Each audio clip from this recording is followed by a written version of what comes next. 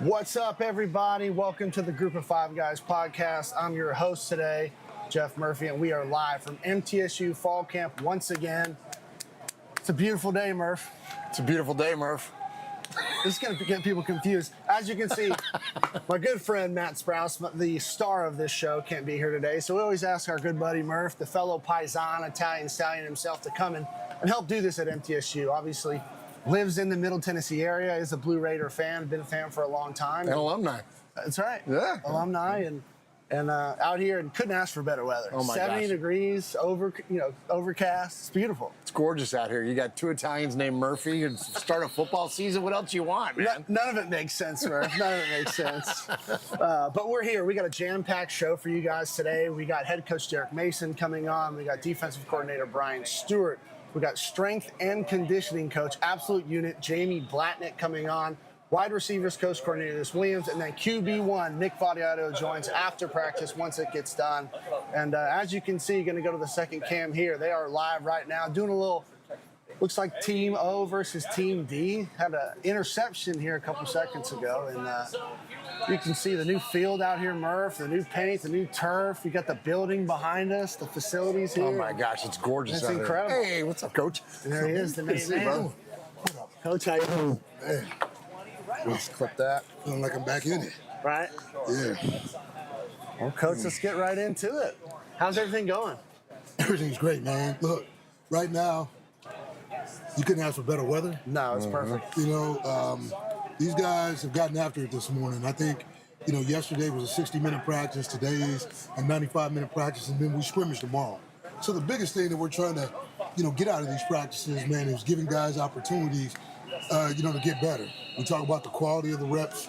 We talk about, through that, man, you got to be consistent. And I think I've seen that from this group. This group's come in every day and try to get better. And when you do that, you create confidence and you can win some days. And right now, that's what we're trying to do. Perfect. Before we get to on the field stuff, we're sitting right in front of this brand new building. I was touring it the other day. It's absolutely incredible. Yeah. Just talk a little bit about that. What a game changer that is moving forward for not only these guys this year, but the future recruits and players that come through here. Well, it's been a long time. I mean, too long. Gentlemen like yourself were the ones who sort of paved the way, for this opportunity. It was time for MTSU to make the investment. It really was. When they tore the building down, little did we know, the time and sort of the camaraderie, sometimes that gets lost in that, right? You sort of feel nomadic in that because you're moving from here to there. You're trying to figure out where your home is. Yeah. Not only do our players have a home, but MTSU, its history of football, history of athletics, we got a home now, and it feels like a home. It's good to wake up in the morning and I come into the building and I see dudes already in the meeting rooms watching. As soon as we get off the practice field, those dudes are either on their iPads or in the rooms watching the tape. They understand what it means, and so do we, right? A locker room and a meeting room is where the bonds create, right? If you don't have that, really it's just guys learning how to be teammates rather than forming a brotherhood. And right now, I feel the brotherhood. So this thing is different. It feels different. Does it pay off that much more based on the temporary nature of it last year? You all were bouncing around. You had temporary rooms set up, temporary everything. Is it now to have this gorgeous facility behind? Does it just feel that much better and pay off that much more? It's not just now, it's years. Nick Vattiato and Parker Hughes came into this building and they were emotional about it because they wow. It's been nomadic. Like I said, yeah. Here, there, suites. Look, they got a home. I mean, when you have a home, it's different. Okay, man, you're spending time with dudes. You can actually stay in there. We couldn't stay in the spaces that we were in because it belonged to somebody else or somebody else was coming in behind us. It's never interrupted. These guys can go as long as they want to. And the cool thing about that is this space, it's dedicated for all our student athletes, but the reality is we were the only group without a home. And now, the home is here. The Stephen and Denise Smith Sports Athletic Center is amazing. So I'm thankful, we're thankful, but this thing has launched this program again. To be honest, it's relaunched us. It's given us a different purpose, and there's expectations behind it. When you build buildings, there's expectations. Right. Yeah. Absolutely. I feel I'm sorry. I'm going to ask one more question. No, you're good. I feel like so. I was here when back then it was Division One, right? Yeah. When MTSU first moved up into Division One, they added on to this stadium, and that felt like an elevation of the program. Yeah. I agree with you. This is the next step of that. It's been that long in between. This is that next stage of that evolution, and you're a huge part of that, Coach. Well, I tell you what, I'm excited to be a part of it. You got to give our Board of Trustees, Dr. McPhee, Chris Massaro, and really everybody associated with it, our alumni, Raiders, right? You got to give people a lot of credit because everybody was pushing the envelope. Everybody said, okay, man, if we were going to do something, had this facility been built 3 years ago, I think it'd look different. I think some things would be missing from it. But sometimes, man, you got to wait to get exactly what you need. And I think from strength and nutrition, recovery, what this thing means in terms of overall development, it's a classroom, it's a lab, it's a training facility. It's all those things rolled into one, and MTSU did it right. I said it on my Twitter after I toured the facility last week. I've been to over 25 different Group of 5 programs down the country. This is the top of the list. Yeah. I mean, everybody had a hand in it. Yeah. And shout out Larry Maples for every time we'd go on a trip. Yeah. He's taking notes. Yeah. This works. This doesn't work. And everything just makes sense. Yeah, you know what I'm saying? everything Everything makes flows sense. and makes sense. So shout out to him. Yeah. Let's talk a little bit about these guys this summer and the spring because they've done an incredible job of getting in the community, really going to businesses, going to the farmers market. Was that a point of emphasis that you put on the players? Like, hey, you guys got to get out in the community and engage because so many have kind of left the program from a fan standpoint. We got to get some of those guys back. Yeah, I think this, right? Sometimes there can become fatigue when people don't think that you're moving in the right direction, right? Like since the day I got here, it's been about this idea of understanding that it's bigger than just football, right? I mean, it's a community of Blue Raiders, okay? Shelbyville, North Nashville, man, there's a lot of people who care about it, but they wanted to see some things happen. If you were at the ceremony, the ribbon cutting ceremony, man, great energy. I mean, there were so many people here, and they were just, everybody was amazed. I think there wasn't one person in the house that didn't say, wow, this is where we're at. This is what we're doing. Man, that's what's important. It's important for this community to feel part of this. They're part of this. You know, they're part of the reason that this is happening because really what it comes down to is that, we want a winner. We want a winner. This place deserves it.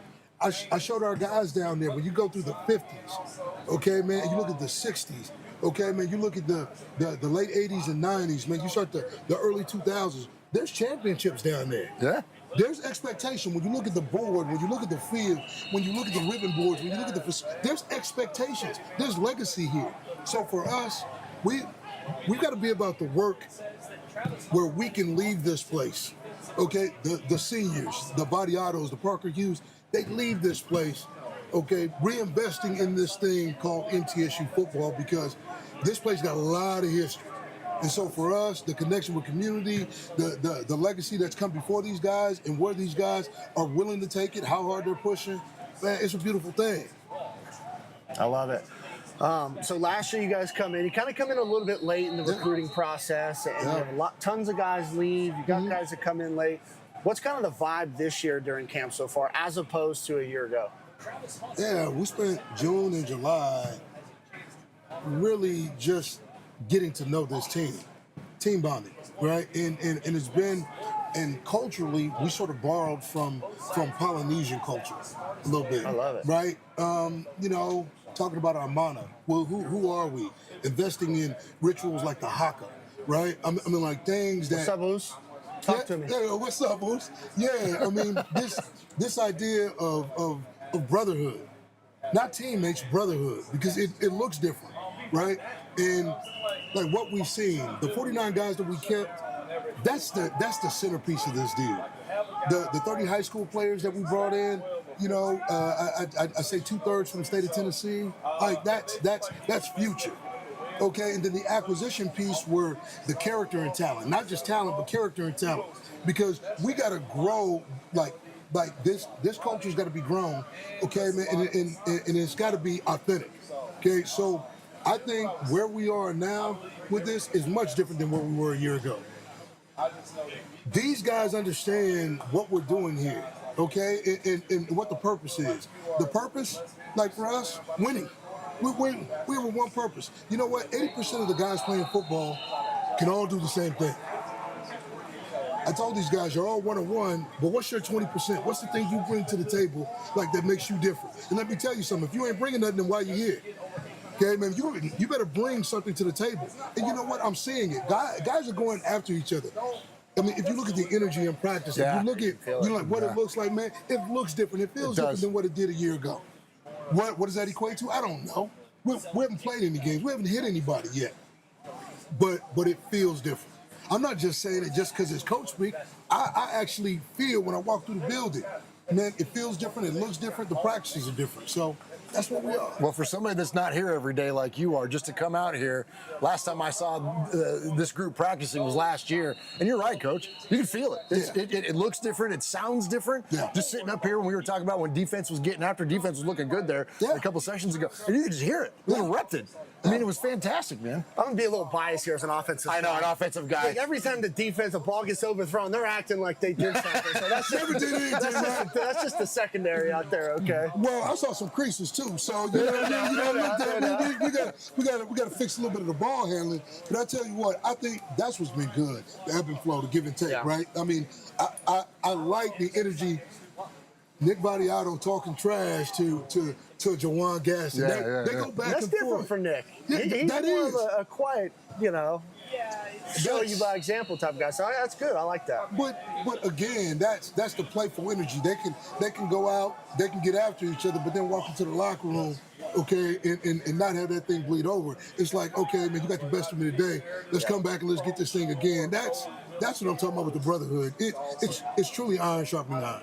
How important is that to have that balance when you're having these practices earlier on, to have that, like you mentioned, one day the defense might be getting after them, then the next day the offense gets after them. Then you want to have that balance in between. It's not one side of the ball dominating any particular period. How important is that? No, it's important to know and understand that this thing's got to be competitive, but never combative, right? We all Blue Raiders here. So you know what? I mean, hey, gunfighters get shot, right? That's going to happen. But the thing that we can't do, never turn on us, man. We always got to be pushing the envelope to make each other better. And if those rough days are lessons, not losses, then Blue Raiders got better, right? That's what we're looking for. We're looking for the get better. Love it. And you mentioned acquisition a little bit ago. Now, just by looking at the guys, obviously it's just the shirts and shorts test. We look bigger, we look longer than we have in years past. Was that something you guys went out and was like, we got to get size, we got to get length, we got to get speed, especially on the outside, or is that just by chance it happened that way? No, that was purely by design. We felt small, we felt slight. Remember, this game, I mean, 53 and a third. Okay, and how much you can cover that. Football's a game of inches. Yeah. So when you get longer, when you get a little more taller, when you get like athletic, you're trying to cover those inches up, right? I don't care if it's our tackles on the edges. I don't care if it's our corners on the perimeter. I don't care if it's our receivers and being able to extend and play big, okay, or play at the rim instead of playing below the rim. That's part of what we went out and did, and I think like with that. It's changed what the dynamic of this team is. Nick's got weapons all the way around. I think whether we talk about tight ends, receivers, running backs, the rooms are deep. You may not know all the names, but let me tell you, you'll find out soon enough who these guys are. And I think that the ability to go get bigger, longer, athletic, faster guys, that's what we got to be about. We're not looking for one type. We're looking for the best type. And again, I think you have to start with, do they love football? If they don't love football, man, then it really don't matter. Right. Like some of these dudes, may be talented, but if you don't want to work, if you don't want to get better, then why are you here? Because you're taking away from the purpose. And we only get X amount of spots, right? Right. So every one of these spots matters.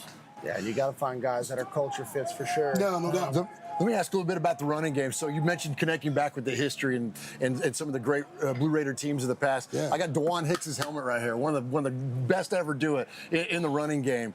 What did you all do this year to address the running game and maybe some of the challenges that you guys had last year? Man, you can go through all those backs, man. There's been a lot of them, man. I saw Philip Tanner not too long ago. Benny Cunningham. You can talk about those guys, but we drew it organically inside, but we went out and got Ricky Hunt Jr. Okay, man, he was at Ohio University, had been in Tulsa, but he fits who we are, right? He's like Flip. He's big, he's physical, he can get downhill to go with the speed and dash of a Jaquil Middlebrook. But then, man, you got Smush, man. We got AC is going to be as good as it gets. Right now, man, there's 3 guys in that room that are dominating the reps. But then, man, you got these young dudes. Okay, man, you got Brooklyn Davis, man. You see, man, you got DJ. Look like in the room. Look, the future of this deal is young, athletic, but we've got some guys, man, that I think are gonna really, catch your eye in terms of what they can do, because they're in the vein of what the backs, the historical value of what backs have been here is back. Okay. It is back. I thought we had it last year with Frank and Flip, but we haven't lost a step. I think we've gotten faster. I think we've gotten just as big, but I think they're more dimensional. DJ state 100-meter champion, right? I mean, he's 10.35. So anytime that you get that speed, same thing with Brooklyn Davis. He's 212 pounds. DJ's 210. Jeez. So we don't have a back in our fold that's below 205. That's a change. Yeah. Right? We don't have a scat back.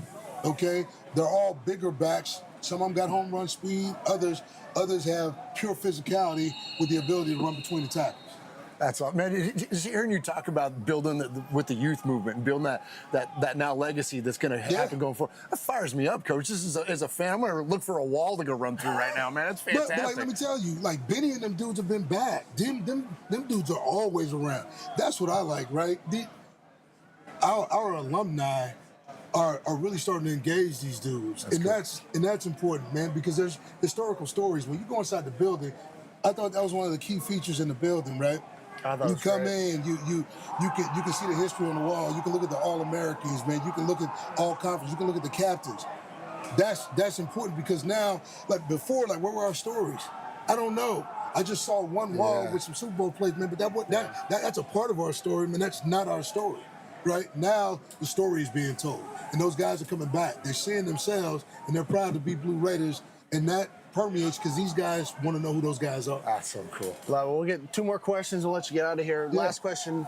The main question on the field is, defensively, all the great defenses have an identity, right? Yeah. Last year, I feel like we struggled with that. We did. What do you want our defense's identity to look like? Man, we just got to be physical, tough, and intelligent. I know you've heard those words before, but you see more of it now. Okay, I think there's a nastiness up front, like the physicality. Coach Stu said worst to first, right? He took that personal. He made them take it personal. He hasn't let them forget. Okay, every day's a new day, man, but you can't get the taste out of your mouth until you start winning games, right? So this dark cloud looming over our head. I mean, we sort of feel like Schlep Rock. We got this dark cloud sort of looming, where we go, but we don't let it stop us from being what we know we need to be. So with the additions of Jawan Gaston, I think that secondary looks different. It talks different because you got, the house, you got BH, Brendan Harris. We've got longer on the corners. The addition of Alex Mitchell inside with Parker, because I thought Corey's come a long way, man. You look at Corey, you look at Jaden, you look at those guys, they're good. Muez Byard now playing off the ball. That linebacker room is deep, right? Mm-hmm. So, but Alex Mitchell with Parker, those guys communicate seamlessly now. Parker's talking more than he's ever talked, but you know what? He's got a dude that makes him right. Yeah. Man, you got Batman and Robin. You got them dudes working, man. It's hard to be just a lone superhero, right? Man, you gotta have a sidekick. And so them dudes sidekicking it. I like you know, the communication that's happened, and I think the front has grown up. Bynum's a year older. Shakai Woods is a year older. D. Smith is not an old dude. You know, you look, Buck is old, right? We're more mature. And those dudes had to take some lumps. But now, man, all they trying to do is get smackdowns. So that's what this thing is, WWF every day. Love it, Coach. Well, we appreciate your time. We know you got to get out of here. Last quick question. You've been here over a year now. Yeah. What's your favorite lunch spot in town? Domenico's. Let's get it. It better be. Let's get it. Let's get it, baby. Appreciate you. Let's get it. Thanks for the time. Yeah, man, let's go blue. Thank you, Coach. You got it. Appreciate you. Good. Always great talking to Oh, you. man, always. Hand that mic off. Yeah, man. Hey, Coach, would you mind signing that? Yeah, absolutely. There you have it. Head coach Derek Mason hanging out with us for a little bit. And man, it's hard not to be fired up about this season. Switch over to the secondary cam as we got DC Brian Stewart coming up next for you. Talk all That's things awesome. defense. Thank you, Coach. You're the best. Thank you. Appreciate it. Got some more team going on. I'm trying. Murf, see if you can zoom in on the field cam just a little bit. Yeah, but one of the things, guys, that I love about listening to Coach Mason is connecting all the history and connecting. That was my favorite part. Just Which one? This one? No, that one. Here, let me unplug you. Just really, you know, all the history that he talked about, connecting the former players, former athletes. Obviously, we got tons of NFL guys, you know, that went on and did great things, but getting them to come back, re-engaging them, I think is so important. And Murf, you know, the biggest question mark, and it's been our biggest question mark for the last 10 years, is really the run game and the offensive line. Yeah. Well, that's what I was asking you about when we were sitting out here. Yeah, I was asking you about that, about what we've done. We were last in conference in the run game a year ago. Defensively, we struggled with explosive plays. Seems like they went out and you know, addressed those two things through the portal. Now, we've seen this as we've been doing our conference previews. I mean, you never know truly what you're going to get with transfers coming in, whether it's at the FCS level, Power 4 level, but they didn't play, JUCO guys. Like, you got to find at least 5 up front on offense that can fit. And the way Coach Stewart has played defense, he wants to play man coverage in the back end. But in order to do that, you got to have athletic guys that can cover and be on an island. So I think that's a little bit where we struggled last year too. Big ball right there. Ooh, look at that. Nice touchdown pass. Who's that? Was that your boy Vattiato? Look Nicky at that. V. I'm telling you. Look at that. Spinning it. Looking pretty good out here, man. Both and the young guy, Gagliano, looked pretty good earlier too. Gagliano's had a couple nice throws as well. And I know I mentioned something about the defense getting after earlier when Coach was on with us, but offensively it looked pretty good too. yeah, no, it's been good. And look, here's the deal with these. You know, they're out there in shorts. They're putting on a show, you know, for the media. We're here today, and you're gonna have big plays. That's just part of it, especially when the quarterback can't get hit. He can't, you know, he's really not getting pressure. Yeah. But it's good to just see them go through their reads and be decisive. And with a senior quarterback like Vattiato, the guy has all the experience you want in the world, right? There's Miles Butler getting a nice catch on an RPO. He's got all the experience in the world that you could possibly want. And is that what you're looking for? So with your quarterback eyes, you're out here and you're watching these guys get after it. Is it the decision making and the quickness of it? Is that really what your one of your big takeaways of observing these are? Yeah, I mean, here's the thing: if you can't go through your reads, go through your progressions, decipher what the defense is when you're in shorts and helmets. I mean, how are you going to be able to do it when you got live bodies coming 100 miles an hour at you? Defense really does a good job at disguising coverage and rotating things. Like, if you can't do it out here in shorts on 11-on-11, I mean, you're just gonna struggle. When good luck against Florida Atlantic or whatever, right? Yeah. So, but it's good to see that, and you know, we talked about it a little bit before we got on, and I talked about it on our Conference USA show. Is the receivers that come in. And we've already seen Amorion Walker go up and make a big catch one-on-one. You know, you got A.J. Jones, who's a big target. Najee Cox is another big guy who can fly. It's good to see, and then you see Miles Butler out there. It's good to see, you know, some of the veterans that are coming back And then you got these new bodies, fresh legs, and they're all tall. They're all 6'3", 6'2", guys that brought in. So having that length on the outside, if we can run the ball effectively and not get, 5-man boxes where we still can't run like last year, then you get your one-on-one coverage on the outside. That's when those guys, like Walker, that can take the top off their out, really go and get those one-on-one deep balls. So it's exciting to see that and get out here and watch these guys. And Vattiato's got the arm to get it down, get him to him downfield. He's never lacked the arm. It's always been the guy's running for his life. When you become one-dimensional as an offense and they're not worried about your run game, it doesn't matter what you do in the pass game. They're dropping 7, sometimes 8 guys. And you still can't run the ball against that front. And you only got 5 guys that can run routes. It's a numbers game. Right. We talked about this with our Las Vegas Raiders. Yeah. I mean, we were so bad in the run game last year, it just makes us struggle to throw the ball. So. Yeah, because it takes away so many dimensions of the offense. Like you mentioned, like the play action, like that was just, it's non-existent. You can't do it when you don't have a running game that's linebackers aren't triggering, when you flash the ball or here with a lot of RPOs, like they're not coming up. And that's your read keys as a quarterback. When you fake the zone read, if those linebackers sunk up, we're pitching it right behind them. But when they're just sitting back because they're not worried, they know the front four are going to handle whatever the offensive line throws at them. They can be late to the party and still make tackles at the line of scrimmage or right at. So, hey, Coach. All right, good to see you again. Joined by us by Brian Stewart, defensive coordinator. Got it. Go ahead and clip that just to your shirt. Yep. Coach, what's going on, man? What's happening? How's camp going so far? So far, so good. So far, so good? Yep. Looks like the defense is making a couple plays out there today in 11 on 11. Today was a little bit of give and take, but yeah, we're You like more taking, right, than giving, right? Absolutely. So talk about that a little bit about that. Turnovers are huge. It's a huge metric that I don't think enough programs focus on in the country, because if you can take away the ball on defense, that's extra possessions for the offense. How do you guys, improve on the takeaways from a year ago? I think it's all the little things. A lot of people think takeaways are just the interceptions. They don't realize that if you can start stripping the ball, you get a fumble, the ball's right there. Yeah. An interception, the ball's down there. So we practice that. How about tipping the ball at the line of scrimmage? How about altering the pass, right, out for you? I think strip sacks.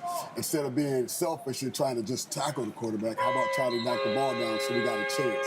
So I think it's all those little details that we didn't do last year that we tried to emphasize that they believe now, and that's how they're attacking the football. Can I ask a little bit about that, about the mechanics of that and the technique when it comes to that? Because you see things like, say, in the NFL, like the peanut punch, right? And it was like when Tillman started doing that, everybody started doing it. We and do you would that too. We you teach would that see too. that. Okay, and you would see that though, and some of the DBs that would focus too much on that, and it would take away from their ability to get the ball carrier on the ground. How do you balance that and teaching that in your approach? It's really one of those things. That's a great question. It's really make it make sense. Does it make sense he's running down the field, it's just you and him to try to push the ball? Does that make sense? Right? Now, does it make sense if Murf has you in his hands and the ball's in your outside hand, now I can come and take that opportunity? Make that make sense. And I think that's one of the things we really, really harp on is it has to make sense. Right, okay. Now, last year when you guys came in, a little bit late coming in recruiting, a lot of the upperclassmen defensive front ended up transferring out, just the way it goes in this day and age. How does the D-line look this year? They were young last year, a little inexperienced. A lot of those guys came back. Talk a little bit about the D-line and how they look so far. First of all, I think Coach Hargraves has done a great job with those guys because he really got to change the culture of what they were before we got there. Before we got there, they were up the field team, didn't play blocks. We play blocks. And it's hard to start off playing blocks when your second game is Ole Miss, right? Yeah. So then now you're playing blocks, the guys are bigger than you, you're holding up against 700 pounds instead of 600 pounds. Now it's hard to believe in the system. So now you're chasing the wins instead of collecting the wins, right? Yeah. So I think now they understand, they know what we want, and they're doing a great job. He's doing a great job just doing.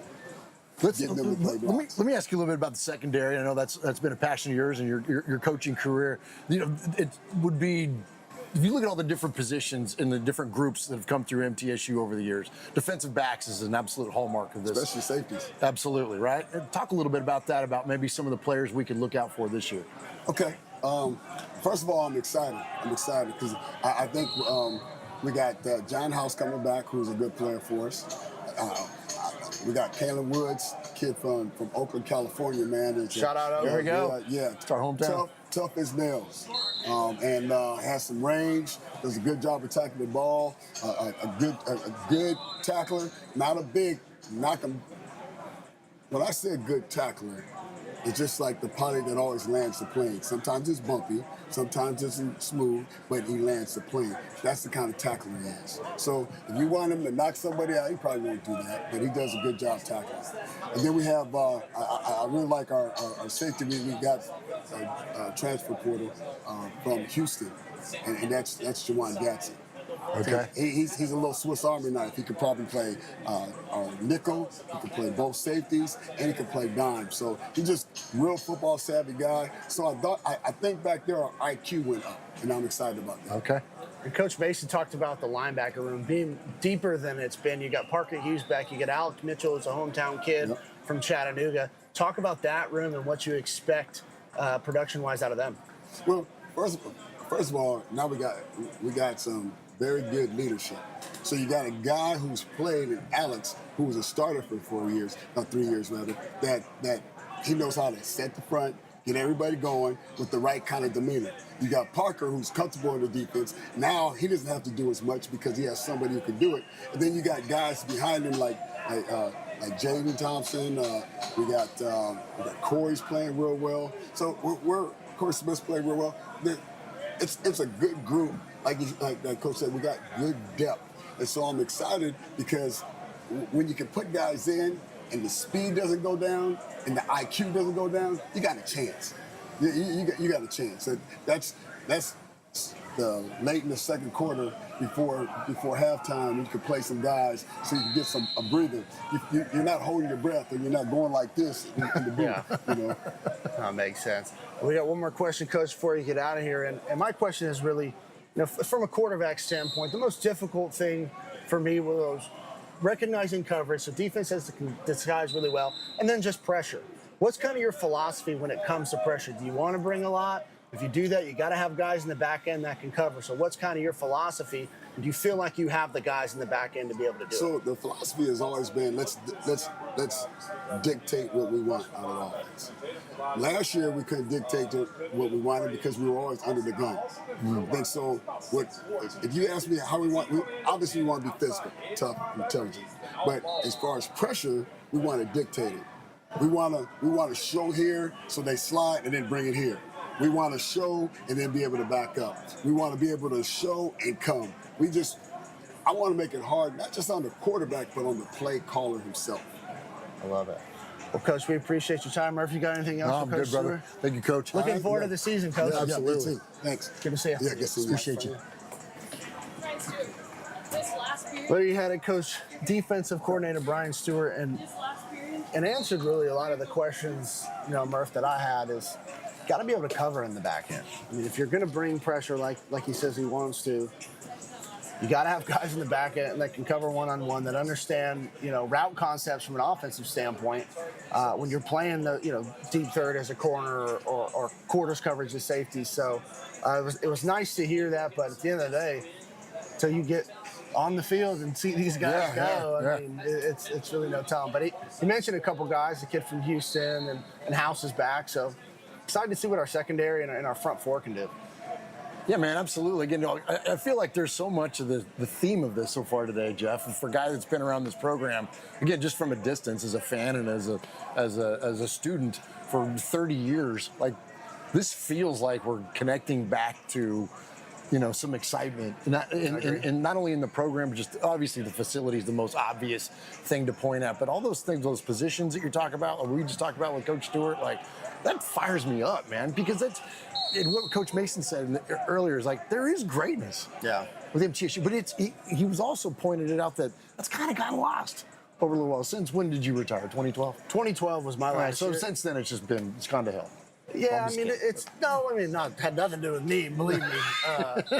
No, it's just one of those. No, it things really where- was a lull, though. That's what No, I'm saying. there There was a was. lull in the community. There was a lull just around everything. Well, and shout out to my head coach, Coach Stock. He comes in and he gets the job, and they start winning pretty much immediately when he got here, and I feel like from a overall university standpoint, like he set the bar high, right? Yeah.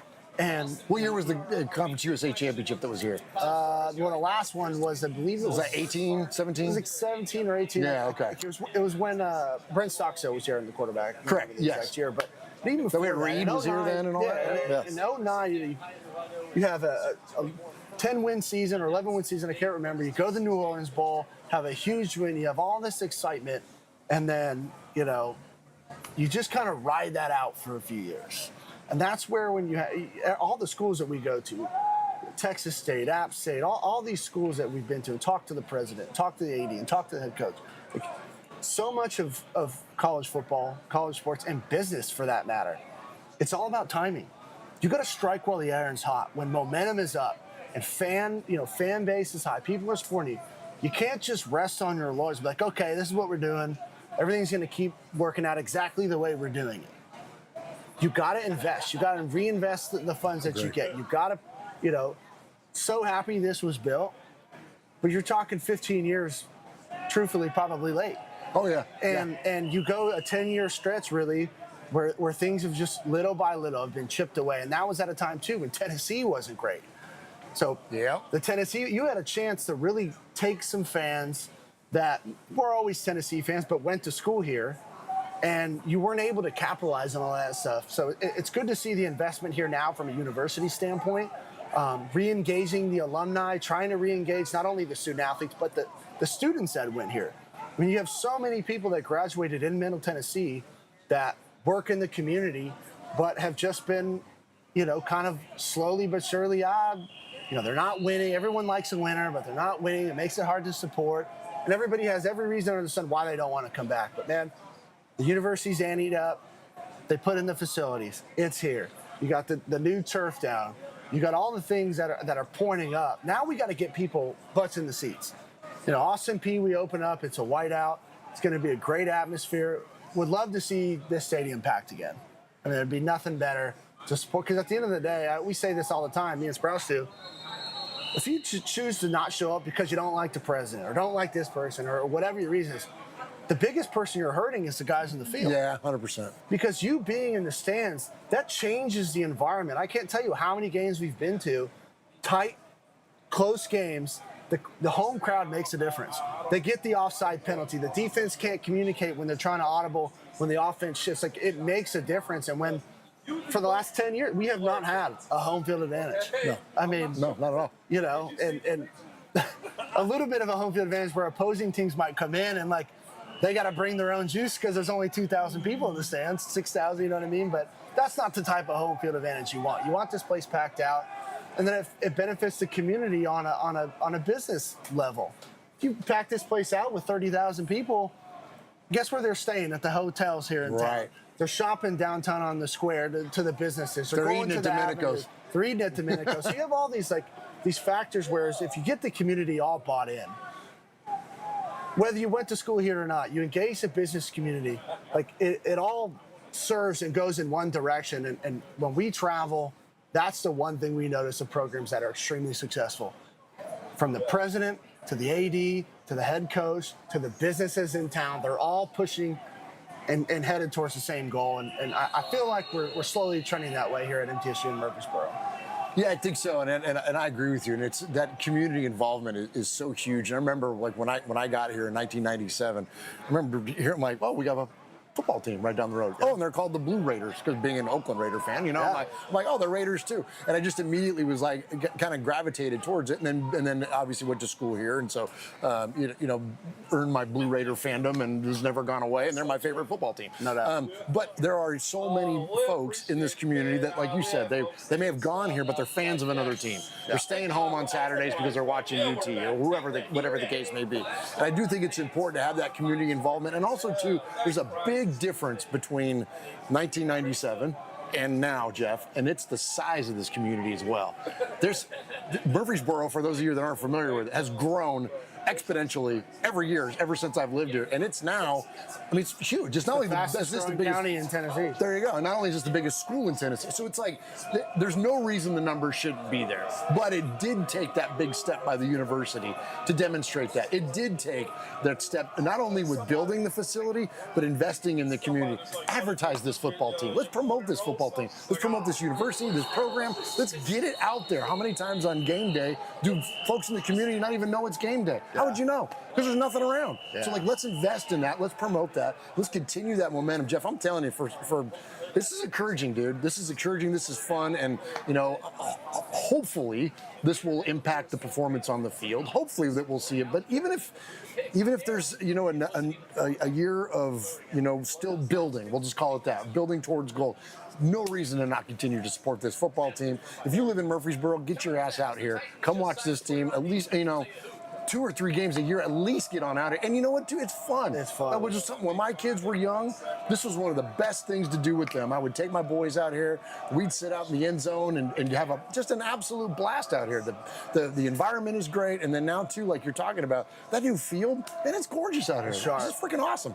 No, it's great, and everything you said was spot on. Couldn't have said it better myself. As Nick Vattiato threw a nice touchdown pass on 3rd down, going deep to number 17. I think that's Carter. I don't have the roster in front of me, but yeah, I mean, you got to engage. And I got 3 kids. We come here every home game that we can, and it's so much fun. It's a blast. You know, if you got kids, it's a great, you know, something to do on a Saturday. When you go to the midweek games and you can hit one of these games and it, you know, buy your tickets, have some food. They got the kids zone up here with the jump houses and the face painting and all the stuff. And hopefully this year, especially with the schedule, and we talked about this a bunch on our preview show, is we haven't had a schedule that's set up as well as it does for our beloved Blue Raiders as it does this year. You open up with Austin Peay, which is a great little tune-up game, kind of get your feet underneath you. At home to open the year, should be a packed house. Austin Peay should travel relatively well, being close. Then you go on the road at Wisconsin. Now that's going to be a tough game. They're a Power 4 opponent. They'll be physical, but it's not. You know, it's not the, you know, Alabama or a Georgia or a Michigan or Ohio State. It's like, right. It's not one of those games where you're physically going to get beat up, play in and play out. And then you get on the road at Nevada, which Nevada lost their starting quarterback. They are building. They're a better program than they've been. The road, the travel, that is a challenge. Yeah. But that's a very manageable, winnable game for the Blue Raiders. Then you come back home against Marshall. Homecoming huge, dude. should be packed again. Marshall lost everything. Their head coach, all their skill guys, all their guys defensively. They all go to Southern Miss with Coach Huff. So, again, Marshall's a good program. Coach Gibson has done a good job of trying to rebuild in a short time, but that's just a tall order for any program. So you get Marshall at home. I think, well, and let me hit on that too. I think out of the way that the schedule unfolds, that home game against Marshall could be, that is massive. Because if that's a big time name, that's a recognizable name. They come rolling into Murfreesboro, and we get that win. You want to talk about energizing a fan base? That's one of the. And I know they're all important. I'm not trying to rank the weeks here in the schedule of opponents. But in terms of impact in the community and the fan base, that's the one that's going to kick it off. No doubt. But before we get into the rest of the schedule, we got strength and conditioning coach Jamie Blatnick coming on with us, going to talk about facilities, the new stuff, his favorite new equipment. Jamie, how you doing? How's it going? Just clip that onto your right there. Anywhere's fine. What's up, Coach? Hey, how's it Nice to going? meet you. Well, Jamie, we're sitting in front of the new facility, the new building. I got to tour it the other day. You told me a bunch of the new equipment, everything you got. Just talk a little bit about the new facilities, you know, how much of a game changer that is, not only from a recruiting standpoint, but a on-the-field production athlete standpoint. So yeah, it's huge in recruiting, right? It's huge in recruiting. They're going to spend more time with me in that weight room than with any other coach, right? So having, you know, top of the line facilities matters, right? The look matters. How we take care of it, it all matters.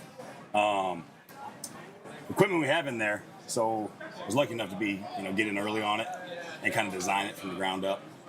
And so everything I put in there has multiple uses, right? we got a big space, but it's not like the biggest space. So you won't see a machine in there that's, you know, a bench press. That's just a bench press, and you can't do anything else with it, or an incline, or whatever it may be. So Sorenex, Dynamic Fitness, Weigh It Out. Those are our main 3 vendors. Did a really good job of working with me, understanding the space, understanding what I wanted to get done, and then using the most out of that space that we could, right? So, like, for instance, usually you got a rack and a platform, and the platform's kind of butted up on the rack. Well, I had them move the racks 3 feet off the platform, so now I can squat somebody in, deadlift or clean or whatever it may be on the platform at the same time, right? So they have a flow of doing this. Now I can, instead of doing 3 guys to a rack, good play. Instead of doing 3 guys to a rack, I can get 6. Okay. Right, so I have 3 in the squat rack, 3 on the deadlift, and we can switch places, right? We can roll through our speed days like that. Our box jumps, we got 8 Ronins, go up to 70 inches. We had the ones that went up to 60. They custom built us 8 more that go up to 70. The first ones in the country to get those. Because I had guys, I got 26 guys jumping over 60. Wow. Right? So I'm stacking plates underneath it, right? Raising it up, and coach was holding it, like, okay, you know, and I thought about, I was really close to just buying a 2x10. Yeah. Bolting it to the 2x10, but then the you know, Dance Studio A, the floor's a little uneven. I don't know if that's OSHA maybe our approved fault. or not. Right. Like, oh, just don't show the bottom of the box, Right. you know. You know, so So those are custom.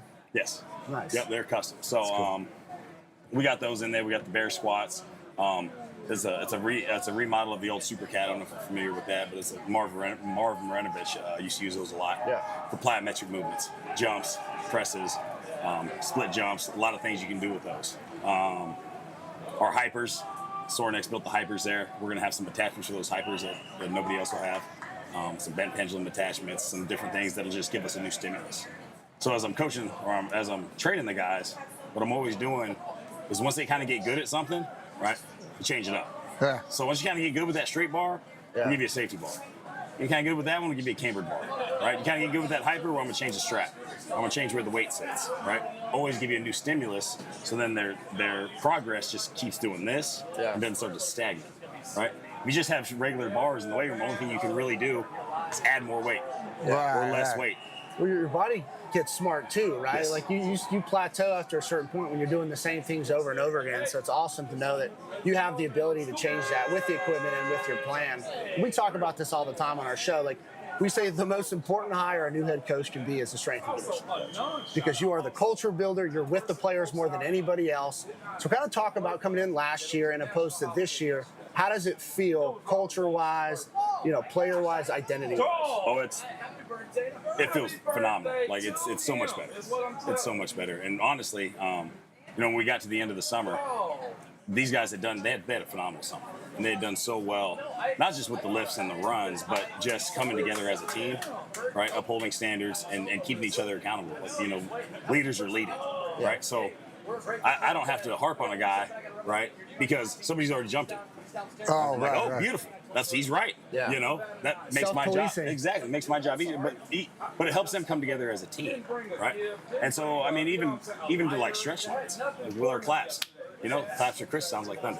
Right? It was boom. Like, yeah, they should know we're here. Yeah. Right. Yeah, It's not a, you know, pitter and somebody's staring off. You know, everyone's locked in, and so, you know, really based on that and how their speed numbers looked and their jump numbers looked, I didn't actually retest their squat or bench this off season, and I was like, I want to, you know, but I say you guys are like, you're strong enough, and the speed numbers, like this is the fastest team I've been a part of. We got 48 guys over 20 miles an hour.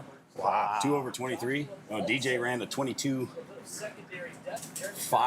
22.6, and he ran a 23.5. That's moving. You know, Jeez. Cam broke in the 23s, and, you know, clocked in, you know, low 440s. I'm like, what do you know? And DJ got a lot stronger. I mean, he added 100 pounds on his bench press and 150 pounds on his squat. His jumps got a lot. Okay, look, do I need to really? Yeah. Young guys I'll retest, but like, you know, hey, do I need to go and see if you got 15 pounds heavier on your squat? Yeah. Like, you just ran 1.5 miles per hour faster than you ever ran. I'll take that. Yeah. Yeah, right. You just got a 4-inch PR on your box jump. I'm gonna take that. Okay, we're good. Let's start tapering down. Let's start recovering and get into camp and utilize that speed. And as a matter of fact, so some of these whiteouts, moving Really pretty good quick, today. yeah. I love it. No, they're Najee flying. took one. I was like, oh boy, he's rolling. He can move. Yeah. So, So when we and think he about- came in, he came in at 18 miles an hour, Wow. Oh, wow. and he's 22. You know, so I tell the guys, Coach, how do I get? And they stop asking me. First year, they're like, Coach, how do I get faster? I'm like, just do what I ask you to do. That's it. I don't train slow athletes. I don't train you to be slow. So when I give you a recovery day, go recover. Get off your feet, okay? Do a massage. You know, try not to do a sauna. I don't need you to dehydrate. Do some cold tubs. You know, but take care of your body, eat, rest, recover, and then you'll perform better. And then next week, you do the same thing. You perform a little better. You do the same thing. You perform a little better. And then at the end of it, you'll be one of those guys. Oh wow, look what it came up to. Yeah. Right. But they want to go out and run routes. Don't do that. Go watch film. Right. Once you tell me your first 3 installs, Right. boom. How about that? Right, yeah. Right. You get that down, you can play fast. Right. When we think of strength and conditioning, we think so much of, bigger, faster, stronger. But also, too, a lot of what you all do is injury prevention. Talk a little bit about that. Well, I wish we could prevent it. Right, I'd be on an yeah. island somewhere drinking a Mai Tai. We prevent it all. So we can do our best to mitigate it. Okay. Obviously, it's football. Things happen. Yeah. You get rolled up. It is what it's part of the game. But what we do is when we get in there and we watch them, I watch them squat, or I watch them squat to a 16-inch box or a 14-inch box or a 12-inch box, or just a straight. But I'm looking for movement abnormalities, right, or competencies, or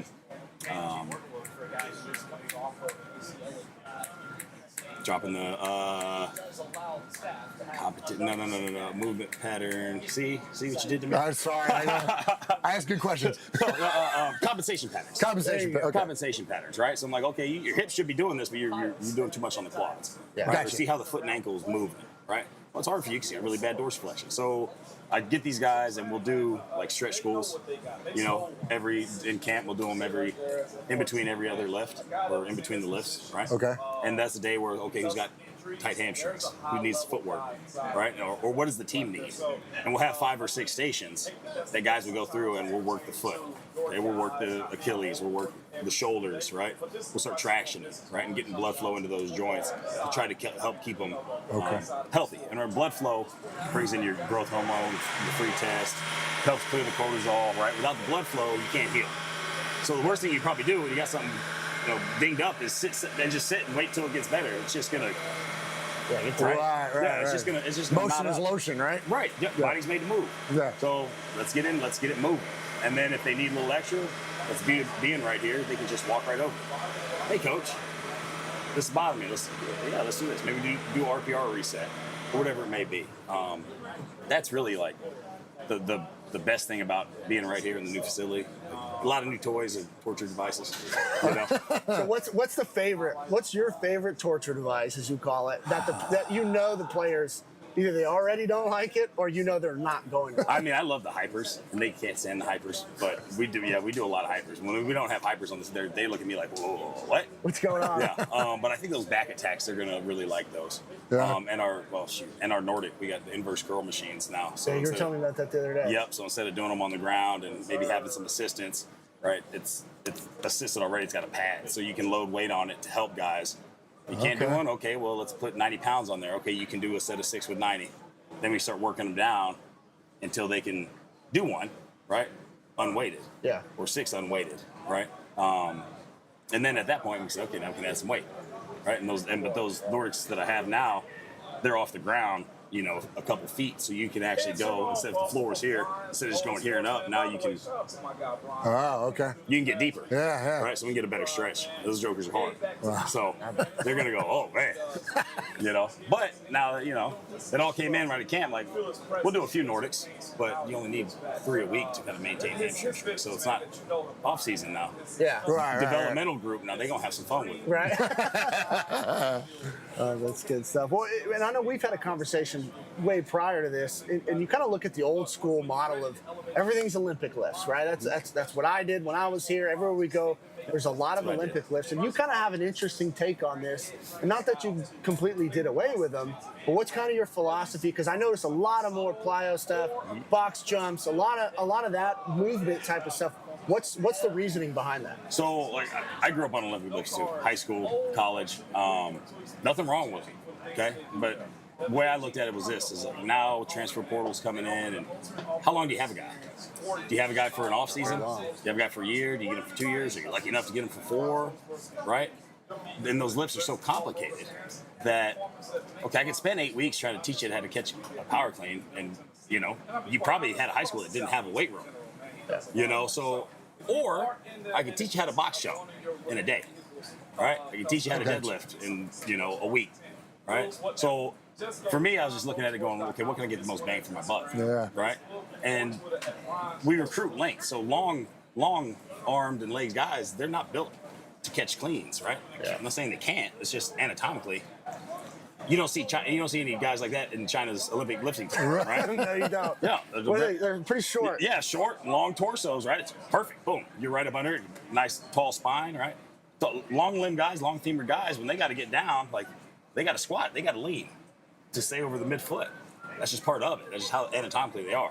So what I do, I kick them out in wide stance and kind of stay up a little bit wider or a little bit more upright. But, you know, there's some things that like everything works, just nothing works for forever. So I just had to look at what I had, our situation, and like come from Dance Studio A, like if they dropped a clean, it's just rolling right into someone's ankle. There's no room, you know. That's a good point. So I'm going, now we got this room. I'll probably put in some hang snatches. I like hang movements, hang snatches, or power pulls.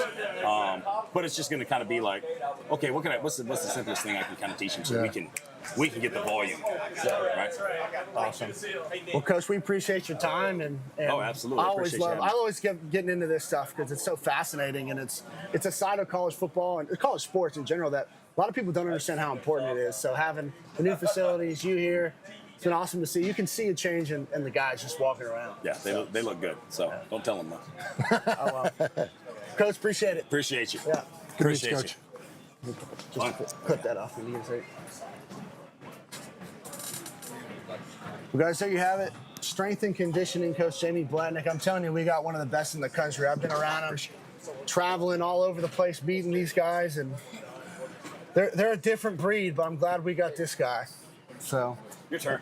And our next guy coming up is wide receivers coach Cornelius Williams, Troy alumni, by the way. No, hey, Coach, how are you? Yeah, good to meet you. Yep. You're welcome. All his White House over 20 miles an hour now.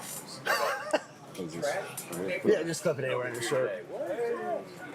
So we got Coach Williams of the receivers here today, and Coach, how's camp been for the White House so far?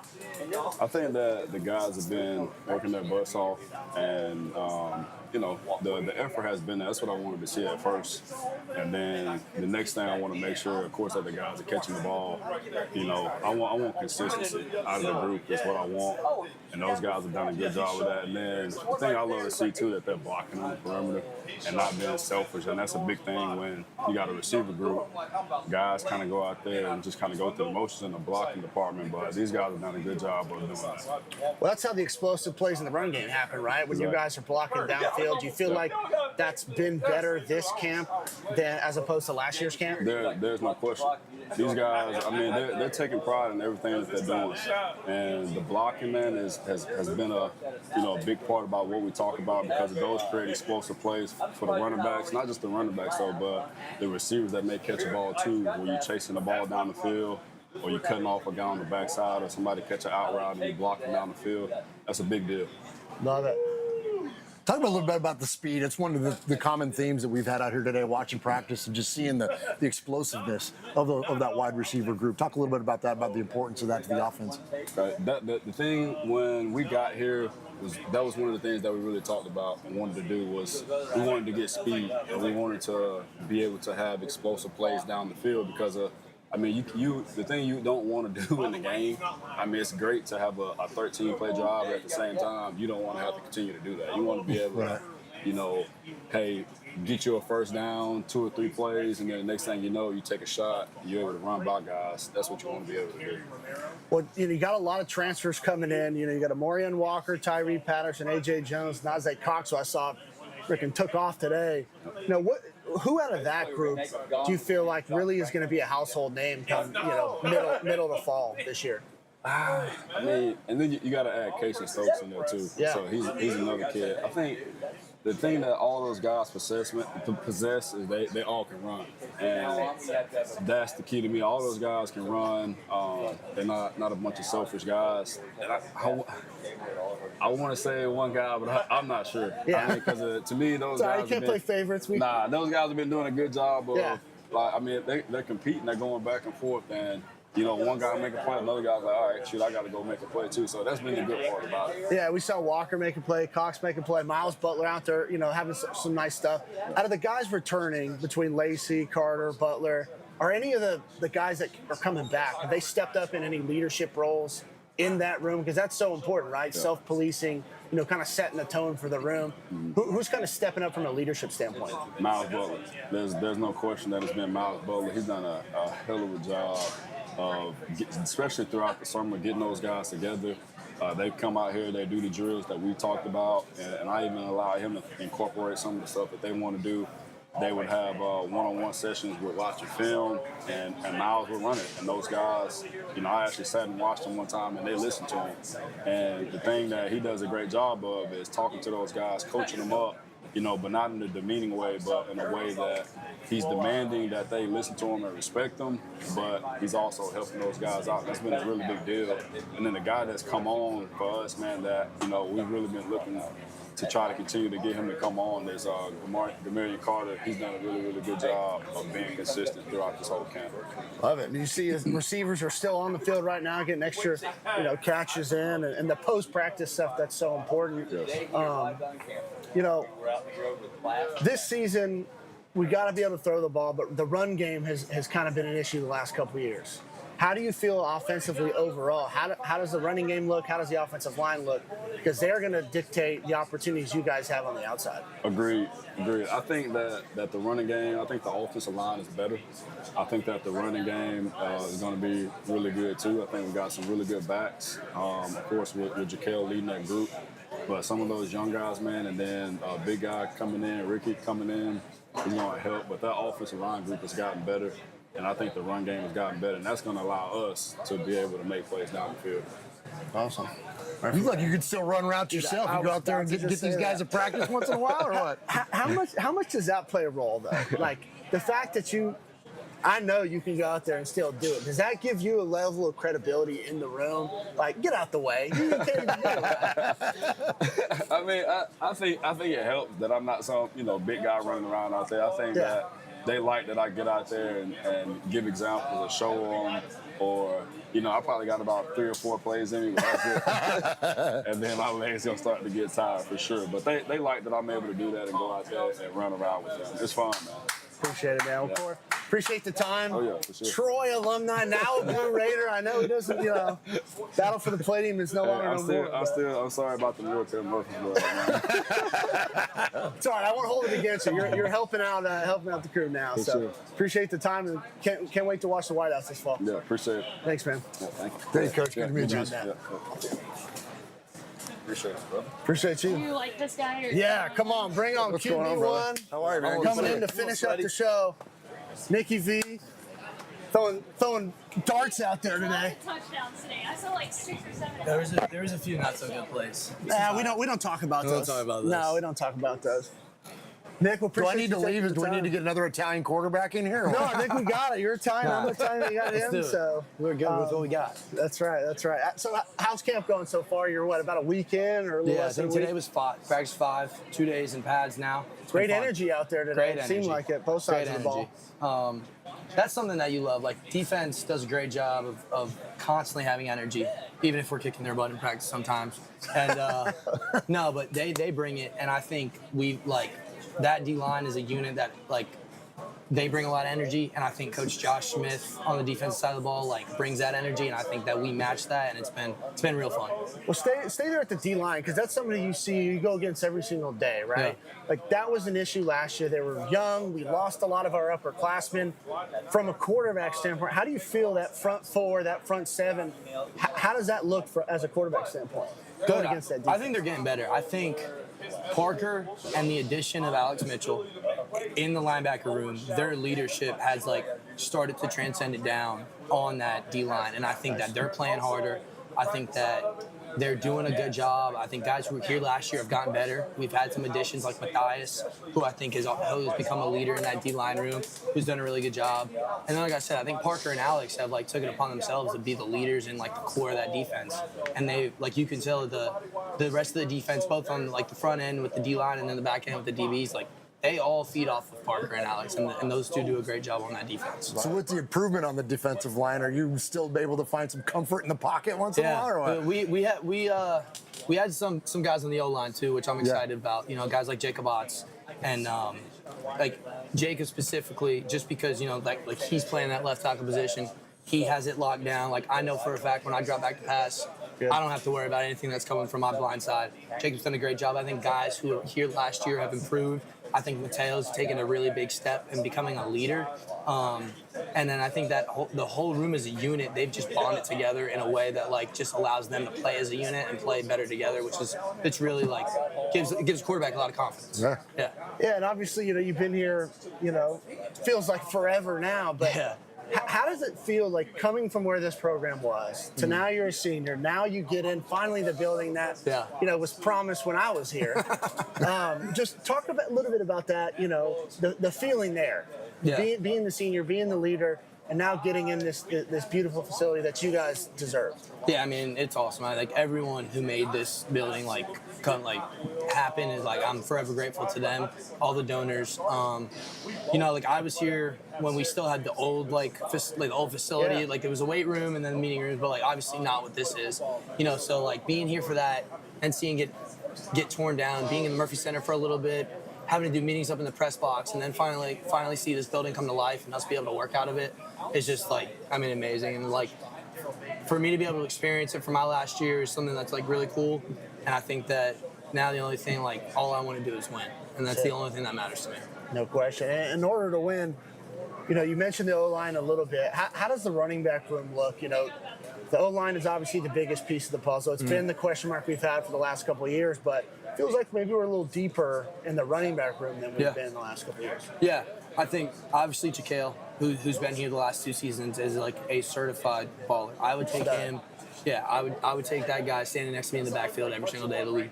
You know, we added Ricky Hunt, like another guy who's been in another program. He had some success there. He's coming over. He's adding some experience to the program, which is really good, and especially for the running back room, because like the guys behind them are all young guys with a lot of talent who just don't have the experience. But I think they can feed off of Ricky and Jaquel, and even guys like Austin, who was here last year, and then just continue to make that room better and better each day. And I mean, Coach Lowry is a phenomenal position coach. Like everything he does with them, they love him. You can tell like they play hard for him. So I think that room has a lot of depth, a lot of young guys, but obviously Jaquel's a good leader, and I'm really excited to see how they all play. So talk about the podcast life. Yeah, Roman's right over there, but he's right there. What's up, Rome? You want it? Yeah, absolutely. It was cool. I mean, it kind of started out as like just a joke. Like I was gonna say, like, what was your inspiration to do it? It was like during like last season, Friday night in the hotel. Like Roman and I are roommates. We hang out all the time. So like whatever we're talking about. So it might have been Caitlin, Coach Mason, whatever. Like imagine like we had a podcast. Like just put it out there for fun. And then the communications people here, they were all about it. They loved the idea. So throughout the course of the spring, like we did it. We had different guests on. We had players. We had coaches. Obviously having Cam Newton on was phenomenal. We had Trey Stallings from Conference USA on. You came on. It's a lot of fun.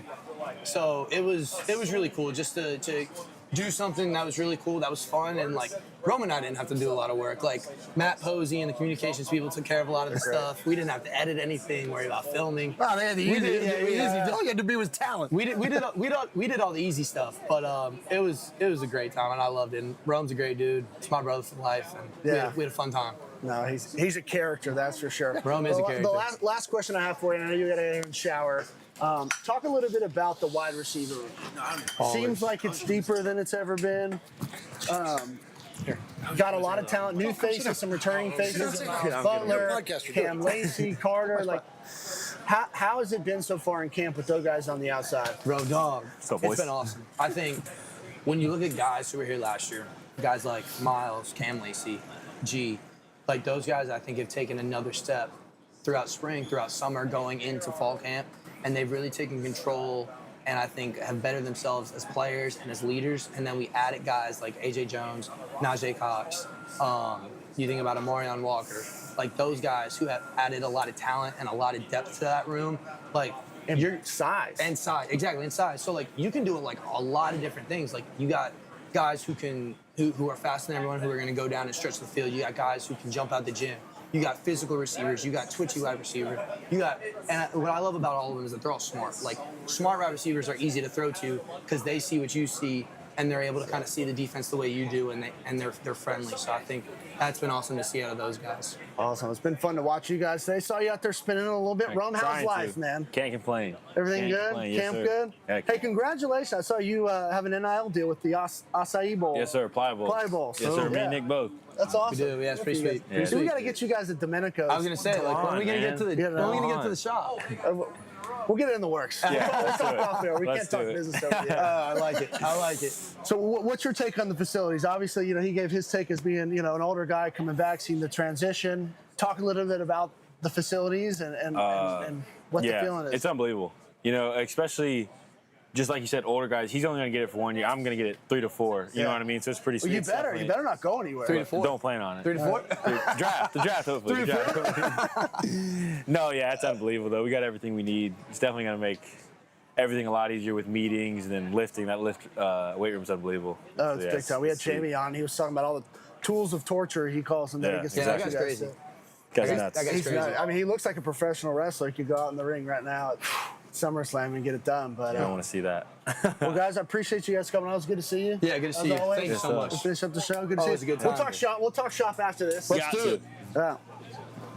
Just gonna leave the tray. Yeah, that's perfect. Thanks, Josh. I'm Roman, by the way. I don't know if we met. Murf. Just like him, Yeah, but another. Yeah. Good to see you, brother. Good to see you. All right, I'll see you. Yeah, I'll see you. Yeah, I'll hit you up. I was just going to say hello. No, I appreciate you, man. Good to see you, man. Nick Vattiato, Roman Gagliano, you got the QB room right there joining us for a few minutes. And I appreciate MTSU letting us come and do this today. man, this is Got awesome, to talk man. shop and, head coach, Derek Mason, Brian Stewart, Blacknick, Cornelius Williams. I mean, we had all the guys on talking shop. Man, you just look at this schedule, the way it sets up. We avoid Liberty. Only way we play them is in the championship game. They're probably the number 1, if not number 2. You calling that shot or what? No, I'm just saying. No, I did. I already did. I have the Blue Raiders winning the entire conference. So, but yeah, a lot. Hey, Chris. Lot of new pieces this year. Hey, Chris. All right, good to see you. How you doing? Oh, sorry to interrupt. It's all good. It's all good. We're finishing up. A lot of new pieces on the outside. In the back end on defense, the defensive front looks like they bolstered up a year more, a year of experience underneath their belt. So couldn't be more excited about Blue Raider football. Yeah, man, me too. This is awesome. I can't go on enough about it, man. Yeah. Appreciate you having me on out here today. Absolutely, Murf. Appreciate you, Blue Raider Nation out there, man. Everybody checking out. If you live in Murfreesboro, if you live within freaking 2 hours of this place, come to the games, come support this team, support this program Coach Mason has done. Dude, an incredible job. Just an incredible job early on here entering into his second year, man. So I'm fired up. No doubt. And if you happen to be a Las Vegas Raider fan, you have to go check out the best Raider podcast out there. Raiders Fan Radio. Murf's the host. Yeah. 2 of his best buddies. I'm on there from time to time. Yeah, you so are. have a good time. You're on there for our annual awards show this last week. That's right. But shout out to Socials where you can find your stuff. Yeah, you can find us at Raiders Fan Radio pretty much on any social media. And you can also look for the One Nation Foundation, which is our nonprofit. 100% of the money that we make with our show goes to Raiders-related charities. So we appreciate your patronage. And, look for us, Raiders Fan Radio. Appreciate you guys watching. Appreciate you guys listening. We'll see you soon. Blue Raider football is right around the corner. We're out of here.